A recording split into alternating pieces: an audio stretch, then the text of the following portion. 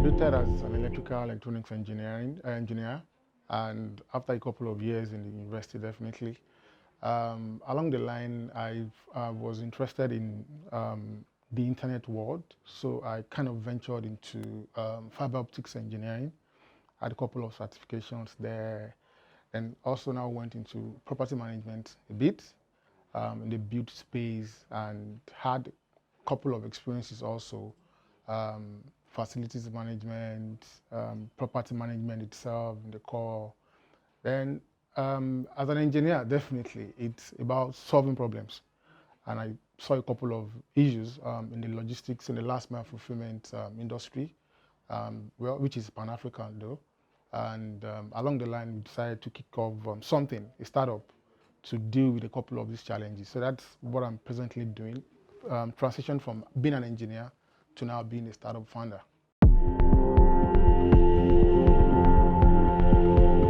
One of the things they told us in school is the fact that you being an engineer, you are all-rounder.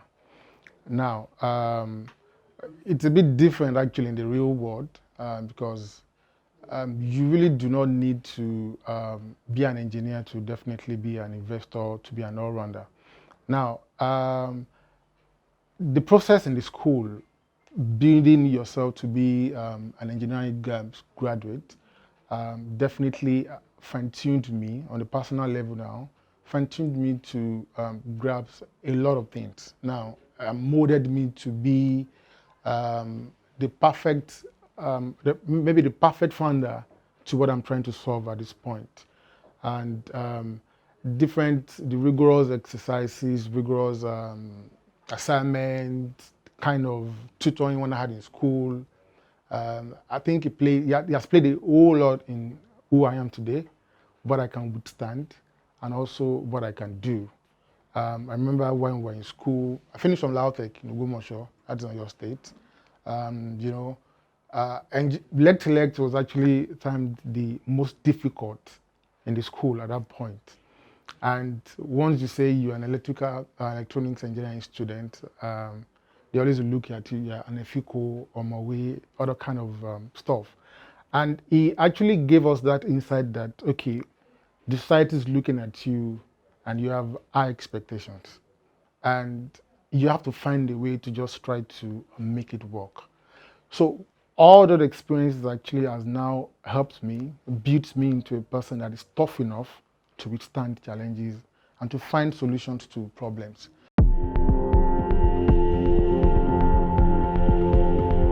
You know, one of the things that, so many issues we have in the country, in Nigeria actually, and one of the things is the fact that, me as an engineer now, talking about myself as an engineer, I think I've lost the trust or the high expectations in the various establishments managing the profession.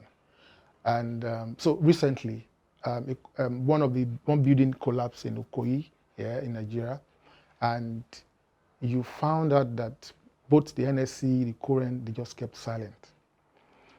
If we have proper policies, proper people, round pegs in round holes, you would see that immediately the stuff happened. You see different people. People should pay for stuff like that, but everything is silent.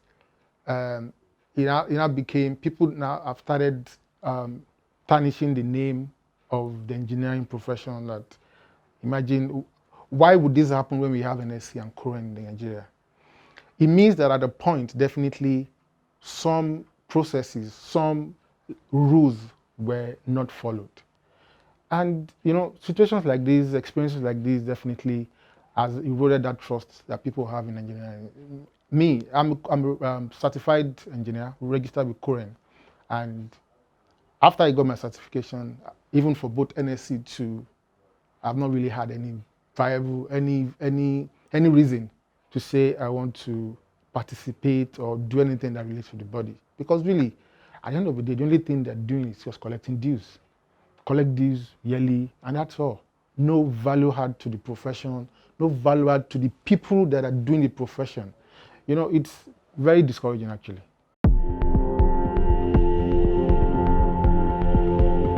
One thing is the fact that Nigeria is big, the most populous in the continent, and that's one very major positives.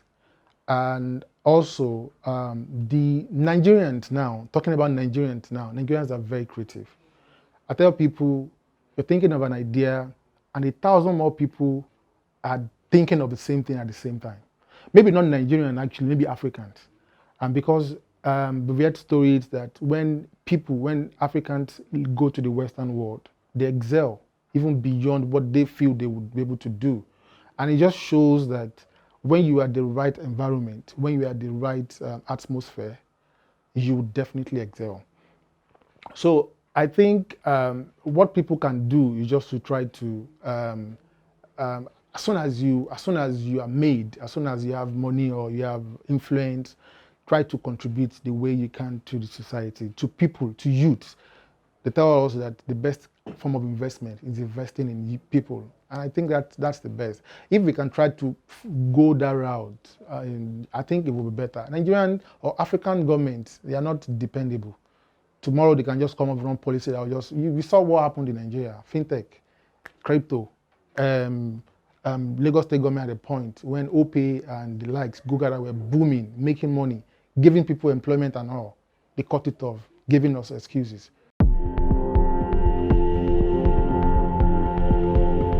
The university system in Nigeria does not support the development of high quality engineers. If you look at it from the high quality means now, after you go through school, you become certificates. You get the certificate as an engineer, but you as a self, you would need to do a lot of extra work on a personal level for you to be that high quality in terms of the quality now. And so the system doesn't, this curriculum are still the same thing being rolled over year on year out. So the technological strengths of Nigeria, I think I would say they are in two phases. The first part is the market. The market is huge. We have over 200 million in terms of the population, so which means that once there's a solution, once that product market fit has been established, you can definitely scale your solutions and scale your business across millions of people. And that is huge. That is very attractive and that is huge. And the second part, I think they are the people that are driving these solutions or driving these startups, these businesses. People nowadays, a lot of people are even questioning why they went to school. Because once they can get lay holds on a couple of YouTube tutorials, Udemy courses and all, they can train themselves to build things. And that is, that when you are able to train yourself, even offline or even online, yourself alone, and you are able to apply that knowledge to build solutions for millions of people, then it's not a small feat actually. And the people that are driving the solutions now, either software side, building apps and all, or hardware, rendering services or production side. Like for my own example now, my startup deals not with software. It's not fintech, it's logistics, it's services. A couple of investors will tell me that sometimes we don't really invest in ideas. We invest in the team driving the ideas. Because at the end of the day, ideas are cheap. Now, the execution of the idea is actually the most important. There are a couple of startups that started same thing, same model, same goal, and one would fail, one would succeed. The difference definitely is the execution. And Nigerians and Africans are creative enough to drive that execution perfectly. Shortly after COVID, I saw the need to resign from paid employment. It was funny really then, because at that point, I'd just spent 3 years plus in the company I was working for. A couple of months before, I was just made head of department, and the management were looking at, okay, this guy is he's doing a lot, but in my head, I was just looking at it.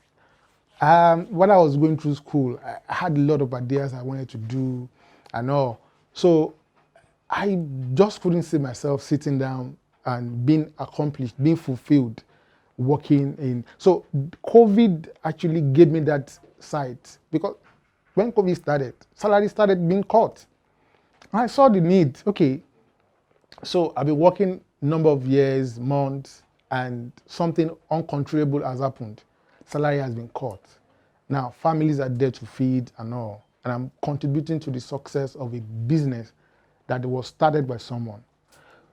It was time for me to just leave and move forward. And I think thanks to COVID, that's when we started. That was when fun. That's when we knew that okay, we wanted to do DeliverAsap. And I know a lot of people actually have that kind of story too. COVID gave them that boldness to pursue their dream. So in a way, COVID, thanks to you,